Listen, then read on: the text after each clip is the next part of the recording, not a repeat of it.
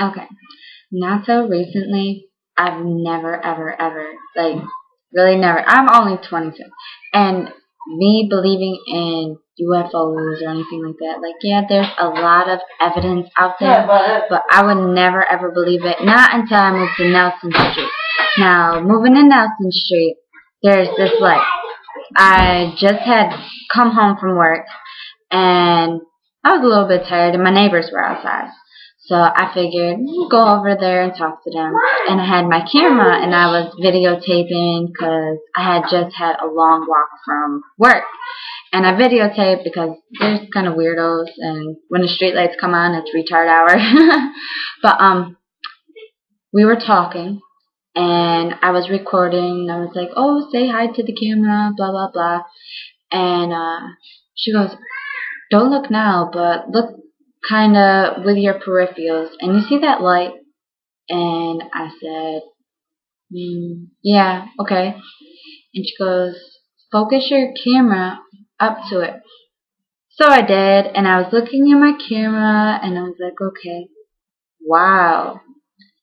And she goes, I've been seeing this light at 12:30 every night for the last week.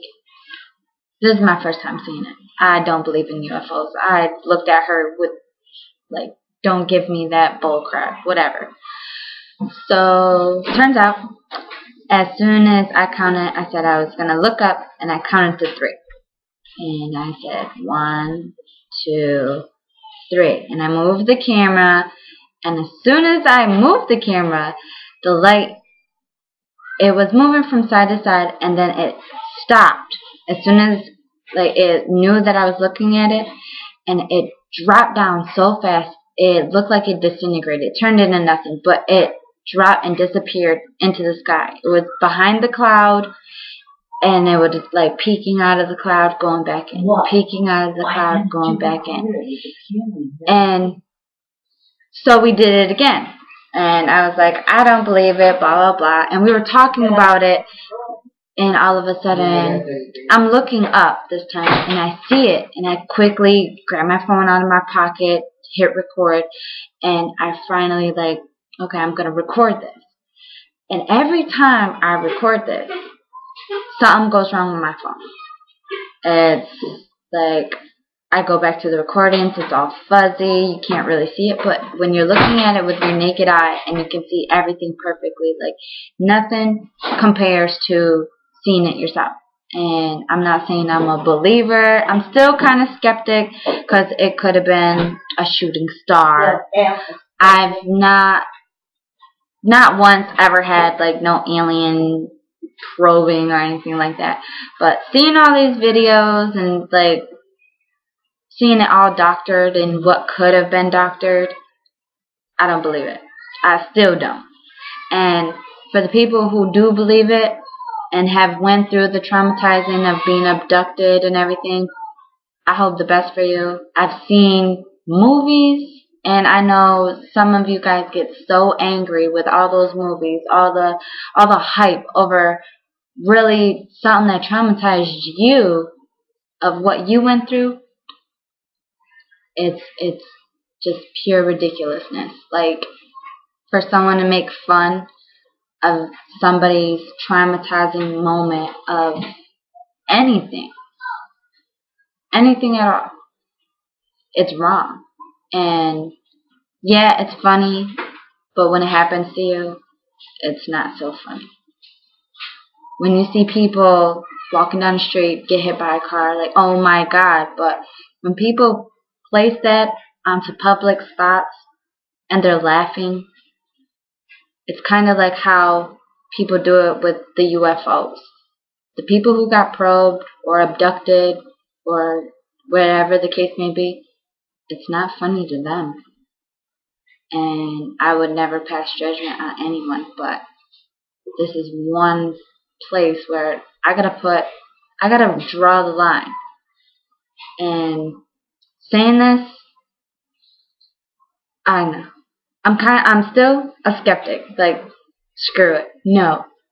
But for someone to be put through that, you are very strong. and for everything going on and all the sightings and whatever, they haven't been coming here so much. But after we dropped the atomic bomb, have you noticed the clouds? What it formed? How bright that light was from the atomic bomb? Now, light, when you're going out of space, you can see the light, and it keeps on traveling, keeps on traveling. It touched someone and maybe shined a little light on somebody else's planet, and they got a little nosy, just a little bit more. Because in the Egyptian times and before Christ and everything, how were those pyramids built? You're telling me that they enslaved over like a civilization like China, enslaved that many people to build those kind of pyramids? No.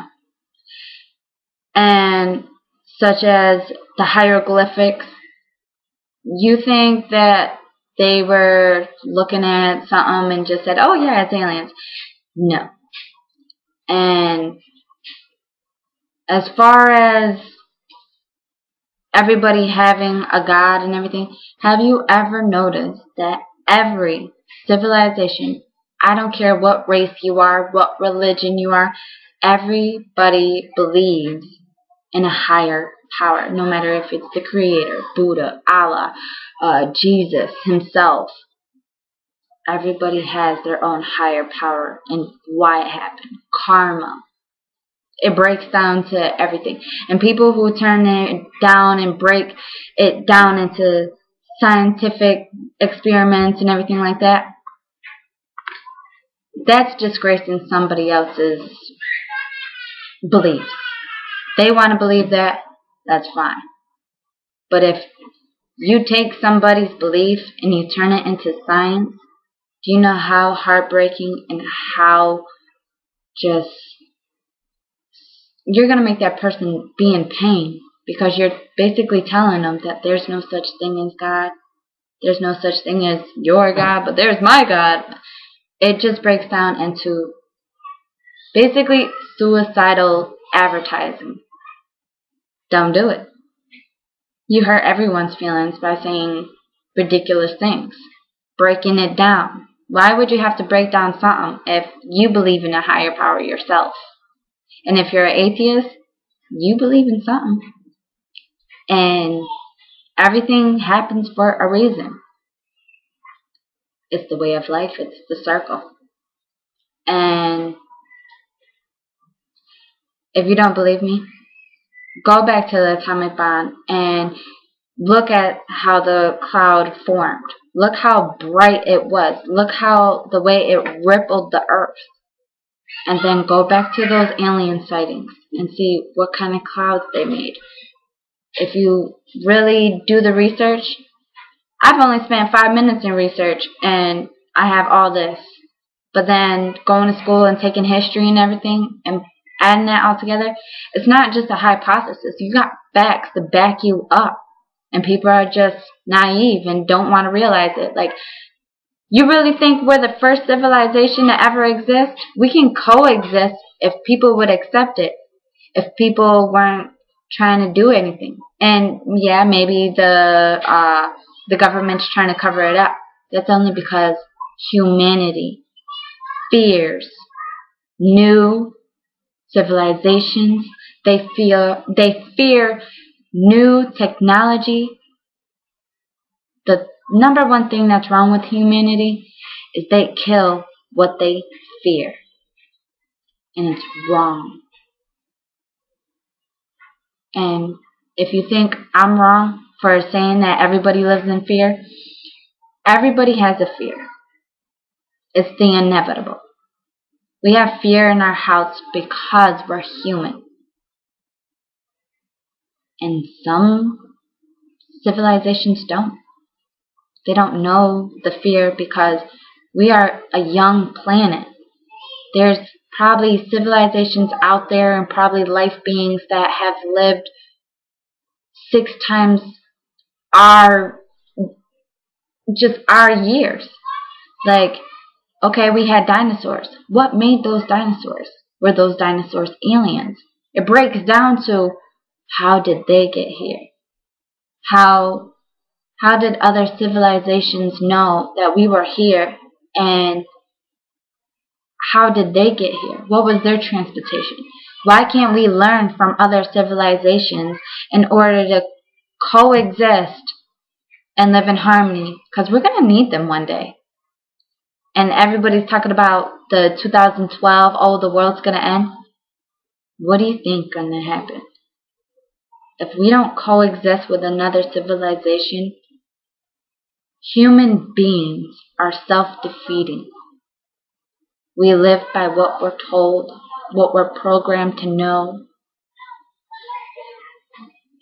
And you and I, it could be different beliefs, different heritages, different religions, different sexes, different everything. I have brown eyes, black hair. You probably have blue eyes, blonde hair. Doesn't mean anything. We all look the same to aliens.